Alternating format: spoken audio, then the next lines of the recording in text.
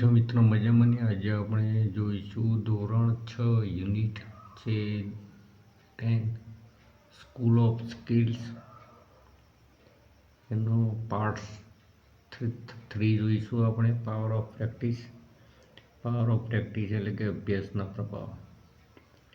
તો મિત્રો, જે સ્ટોરી આપેલી છે તે સ્ટોરીના જે ફકરા આધારિત જે પ્રશ્નો આપેલા છે તે સ્ટોરીને પણ આપણે સમજીશું અને તેના પ્રશ્નોને પણ સરળ ભાષામાં સમજીશું. તો ચાલો શરૂ કરીએ આપણે. Read the paragraph and answer the question. Read એટલે કે વાંચો, પેરેગ્રાફ એટલે કે ફકરાને, એન્ડ અને આન્સર ધ ક્વેશ્ચન એટલે કે પ્રશ્નોના જવાબ આપો.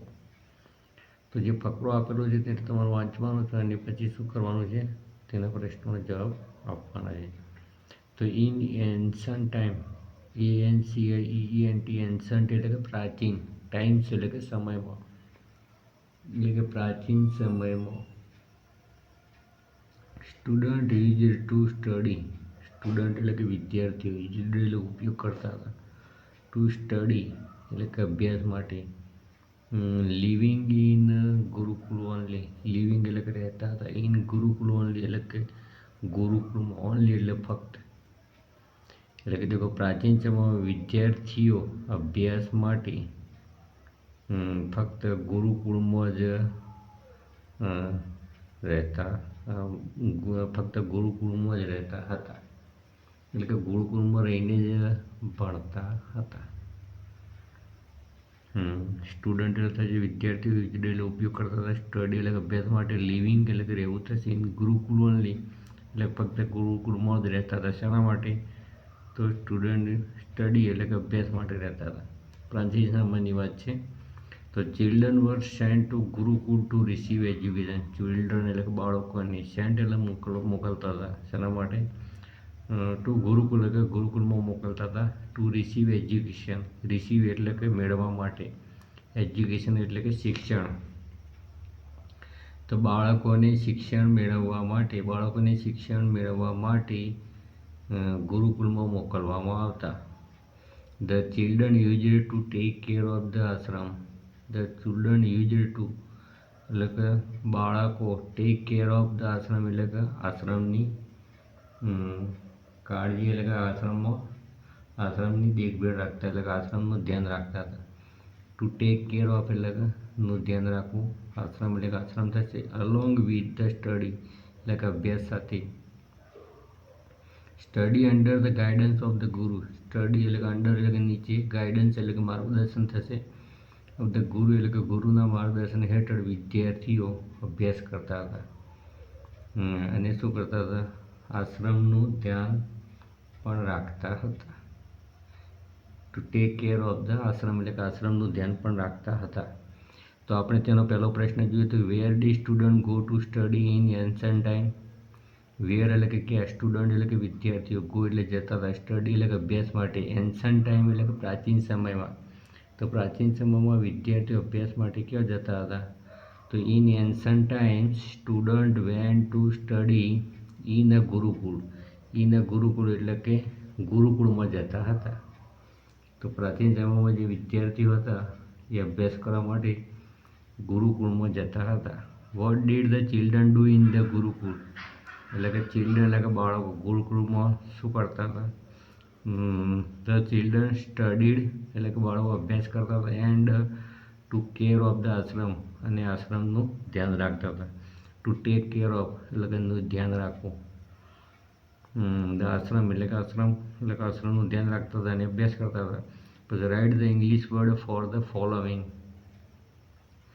એટલે કે અહીંયા જે ગુજરાતી શબ્દો આપેલા છે એના તમારા સ્પેલિંગ લખવાના છે. તો નું ધ્યાન રાખવું એટલે tech care of, TAKECARE, tech care of, OF, tech care of એટલે કે નું ધ્યાન રાખવું. પછી માર્ગદર્શન એટલે કે GUIDENC, ગાઈડન્સ એટલે કે માર્ગદર્શન.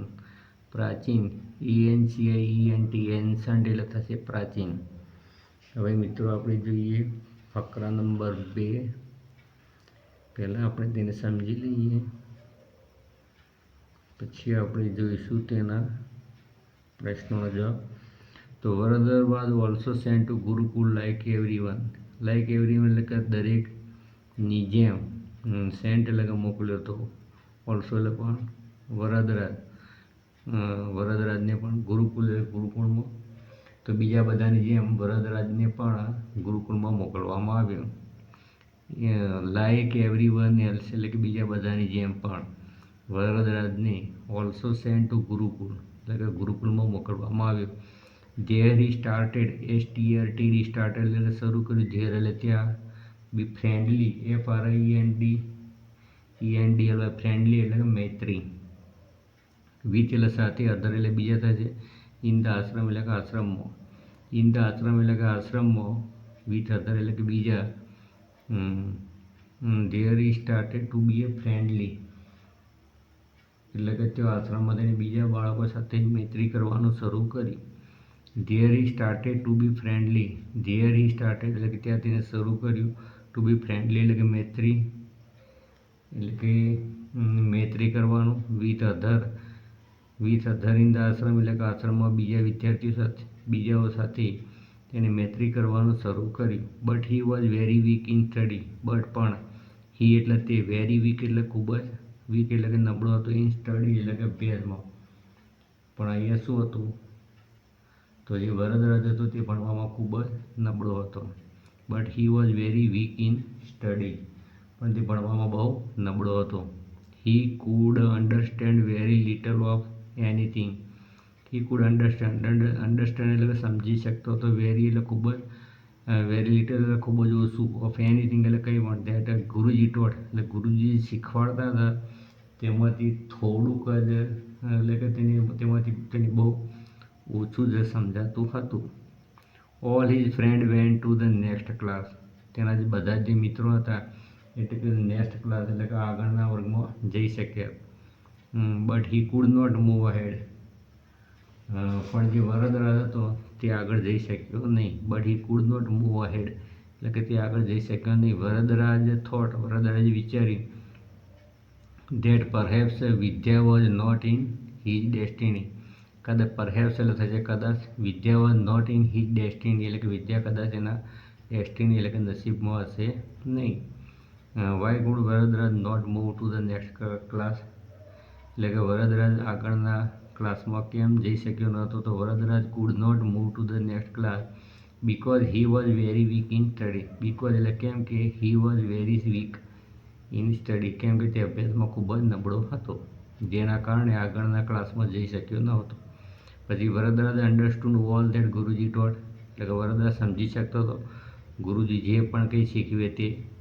ના, તો અહીંયા વિધાન કેવું છે, ફોલ્સ છે. પછી વોટ ડીડ વરદરાજ થિંક, વરદરાજે શું વિચાર્યું, તો Varadaraj thought that perhaps vidya was not in his destiny, એ કદાચ વિદ્યા એના નસીબમાં હશે નહીં એવું એને વિચાર્યું.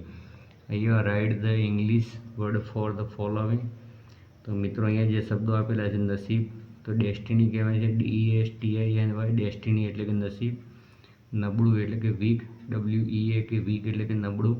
અને સમજવું એટલે કે અન્ડરસ્ટેન્ડ, UNDERSTAND અન્ડરસ્ટેન્ડ એટલે કે સમજવું. તો મિત્રો અહીંયા આપણો પાર્ટ નંબર 3 પૂરો કરીએ છીએ. પહેલો અને બીજો ફકરો આ સ્ટોરીનો આપણે જોયો. હવે પછી આપણે પાર્ટ્સ નંબર 4 એટલે કે ભાગ 4માં ત્રીજો અને ચોથા ફકરાનું ટ્રાન્સલેશન, સ્પેલિંગ, પ્રશ્નો અને સરળ ભાષામાં સમજીશું. જો તમને અમારા વિડીયો ગમે તો લાઈક કરજો, કોમેન્ટ કરજો અને મિત્રોને શેર કરજો. તેમજ ચેનલને સબસ્ક્રાઈબ કરવા માટે વિનંતી. Thank you so much.